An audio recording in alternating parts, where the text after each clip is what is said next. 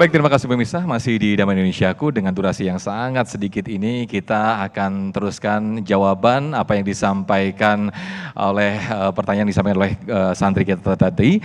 Ada masing-masing guru bisa menjawab bagaimana irisan antara kepahlawanan dan juga kepemimpinan. Saya persilahkan terlebih dahulu Kiai Khalil, silakan Kiai. Orang Arab sering menyatakan Sayyidul Qaumi khadimuhum. Orang yang menjadi sayyid, sebenarnya pemimpin itu orang yang mau melayani kepada yang lain. Jadi konteks untuk kepemimpinan itu bukan orang yang menguasai orang lain. Bukan memperbudak orang lain, tetapi menempatkan diri melayani orang lain. Makanya kalau Ibu sekalian, adik-adik pengen jadi pahlawan, biasakan peduli kepada yang lain, biasakan untuk membantu kepada yang lain.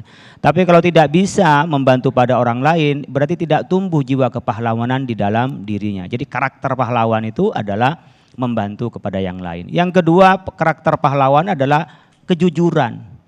Jadi adik-adik sekalian belajar itu jujur dari awal. Nggak ngerti ya nggak ngerti, belajar. Jangan nyontek kalau pas ujian.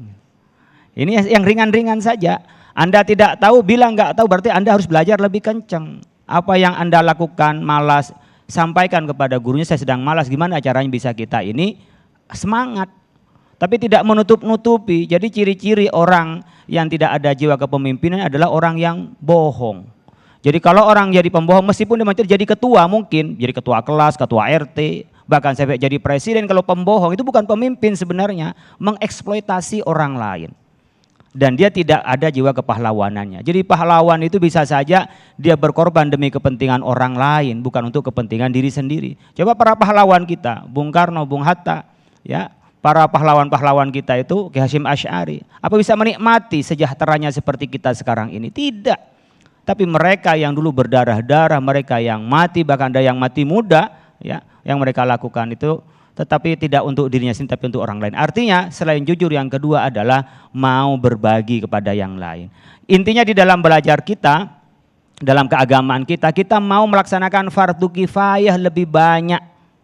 Ya, artinya setelah kita melaksanakan fardu ain, kita melaksanakan fardu kifayah. Artinya kita peduli dengan hal-hal yang sifatnya kolektif, bukan hanya yang sifatnya individualis.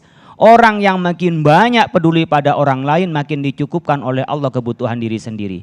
Makin hanya individualis, egois pada diri sendiri, makin tak cukup, makin kurang. Oleh karena itu kita diajarkan di dalam Islam untuk wa ta'awanu 'alal birri wat taqwa.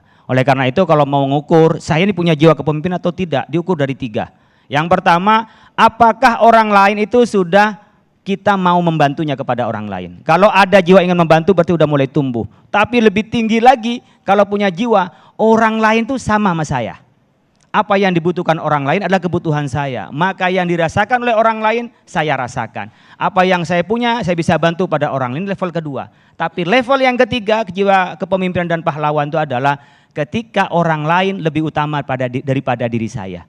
Kepentingan umum lebih tinggi daripada kepentingan pribadi. Yang disimbolkan dalam hijrahnya Nabi dari Mekah ke Madinah, kaum Ansor itu mendahulukan terhadap kepentingan kaum Muhajirin daripada dirinya sendiri. Wa yu'siruna ala anfusihim walau kana bihim khasasa. Ia mendahulukan orang lain meskipun dirinya sendiri itu perlu.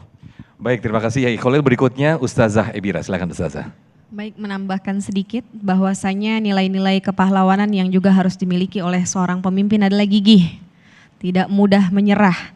Sebab sebagaimana pahlawan kita, berjuang itu bukan hanya dalam hitungan hari, tapi juga hitungan tahun, bahkan berpuluh-puluh tahun. Seperti yang tadi disampaikan oleh Pak Kiai, bukan untuk mereka, tapi untuk generasi-generasi setelahnya. Maka seorang pemimpin harus gigih. Sebab menjadi pemimpin itu sejatinya bukan berarti hidupnya itu lebih enak. Justru seorang pemimpin itu menghadapi masalah yang lebih besar.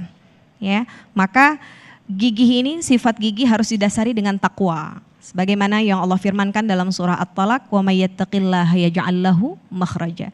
Barang siapa yang bertakwa kepada Allah dengan kegigihannya, gigih yang didasari dengan takwa, maka Allah akan memberikan kepadanya jalan keluar. Seperti itu. Wallahu a'lam.